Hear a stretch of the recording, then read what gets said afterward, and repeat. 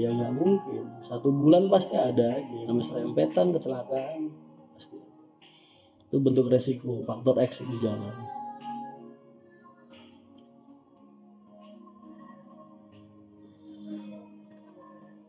Anak-anak, oh ini malam minggu ya.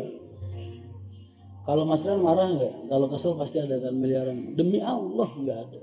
Loh, demi Allah nggak pernah yang namanya bis kecelakaan, kebakar kayak apa gitu, terus marah tuh nggak pernah. Justru ketika kita dengar kabar, laporan masuk misalnya, Mas HM ini kecelakaan, pasti yang kita pikirin pertama ada korban apa? Itu pertama. Kedua, penumpangnya bagaimana? Udah melanjutkan perjalanan atau belum? Atau masih stuck ketahan di situ karena keadaan? Terus yang ketiga baru ditanyain nabraknya sama siapa, terus urusannya gimana? Itu aja. Kesel enggak? Sakit hati enggak? Lah ngapain?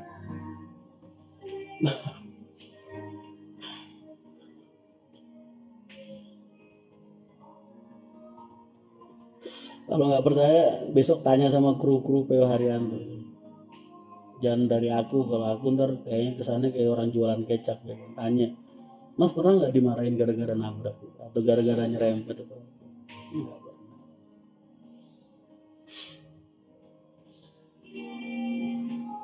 Mas kalau ada kru meninggal atau pensiun dapat santunan? Pasti dong, pasti. Katanya Mbak Datuk mau masuk STJ Mas, yo nggak apa-apa tuh. Mas kalau ada bis laka itu ada konsekuensi buat driver nggak? Ada 3 hal yang perlu kita ketahui bersama ketika mereka mengalami kecelakaan. 1, faktor penyebab. Mereka lalai, ngeblong lampu merah atau apa, itu kan 1 penyebab. Dari penyebabnya nanti kita bisa ngambil tindakan, entah mereka dikeluarkan atau mereka dipertahankan atau mereka diberikan sanksi yang agak berat dari segi finansial. Contoh kayak kemarin nabrak sama-sama HR, itu kan aib Mas. Nabrak kok sampai nabrak bisnya sendiri, itu aib Mas. Itu agak berat. Mungkin nggak dikeluarin, oke lah, fine, dilihat kinerja mereka. Tapi mungkin klaimnya akan tinggi. Yang biasanya cuma 10%, 20% jadi 70%, 60%. Terus kalau misalnya mereka kok posisi mabuk atau gimana, ngeblong lampu merah, ya keluarin langsung. Tapi kalau misalnya emang murni faktornya musibah, nggak ada beban apa.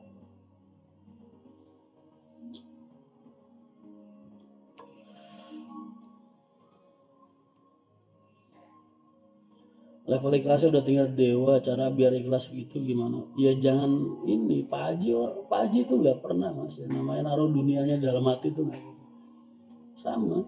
Jadi, jangan taruh dunia dalam hati. Jadi kamu nggak gampang terluka karena itu. Sanksinya apa kalau kelelakan? Nggak ada sanksi. Biasanya cuma libur aja nungguin bisnya jadi, umumnya gitu. Jadi mereka harus tanggung jawab, nungguin bisa jadi baru boleh jalan lagi. Faktor ngantuk hukumannya berat nggak Mas? Berat. Karena driver kan 2. Jadi mereka nggak boleh ketiduran di jalan itu, nggak boleh. Berarti murni kesalahan mereka. Tapi nggak ada lah ketiduran. Pernah sih saat sekali yang di Kali Kangkung itu microslip.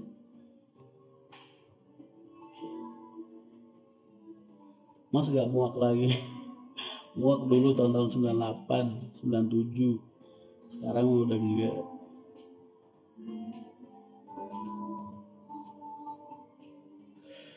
Ganyang maniak Mas, ya, marak, maniak norak. Gak naruh dunia dalam hati itu yang berat Mas. Misal kita udah kerja keras buat dapetin itu, ya, susah sih, ya dibiasakan. Makanya kalau kita mencintai sesuatu itu biasa aja. Dapat uang biasa, dapat rezeki biasa, dapat pacar cakep biasa. Jadi suatu saat kalau itu semua menghilang, kamu nggak perlu ngerasain sakit hati. Bisa nggak hidup kayak gitu? Gue bisa kok. Kenapa kalian nggak bisa?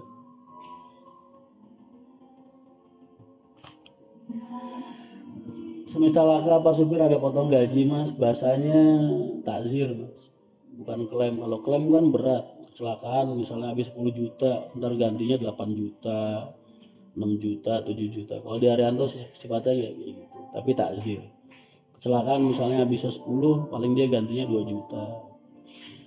Cuma sebagai penghati-hati aja. Tapi kalau gede banget kayak kasus-kasus yang kemarin tuh, yang satu bis rusak nggak bisa dibenerin, ya nggak ada klaim sama sekali.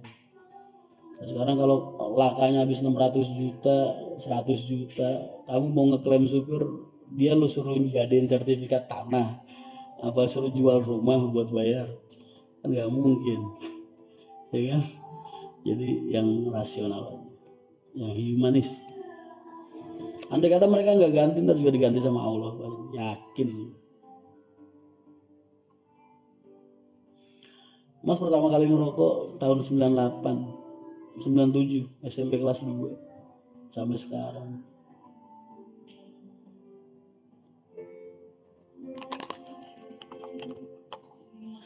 Tayu hadir Mas Rian, 7 orang besok meluncur Terminal Pulau Gebang naik dari HR Mas Tayu. Dari sama Mbak Yus. Lama aku nggak main ke Tayu, kangen makan sate di Ketanen bener.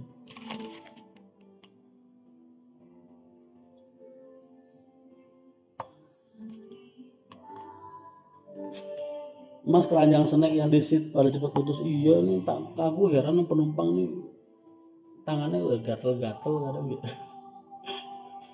Gue yakin kalau gak ditarik-tarik gak bakal putus, itu kan murmuran bau.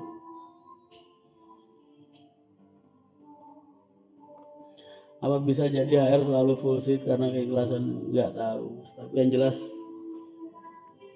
keberhasilan kita sampai detik ini tuh nggak mungkin lah kalau nggak ada campur tangannya Allah, mustahil. PO lain jualan 90, 120, gue jualan 140 laku. Yang lain sepi, gue rame terus. Yang lain pada beli Tronton, beli Scania, beli double decker apa, penumpangnya nggak seberapa. HR pakai bis-bis bekas aja penuh terus penumpangnya. Jadi kan mustahil kalau nggak ada campur tangan Allah. Allah yang menggerakkan hati penumpang-penumpang itu buat naik sama kita kan. Ya, mustahil lah kalau lu pikir. HR pernah sepi nggak Mas? Pernah. Ada bulan-bulan sepi kok dalam setiap tahun, pasti ada. Apit, Suro, Ramadan awal itu sepi banget pasti. Kayak Arianto berdiri 2002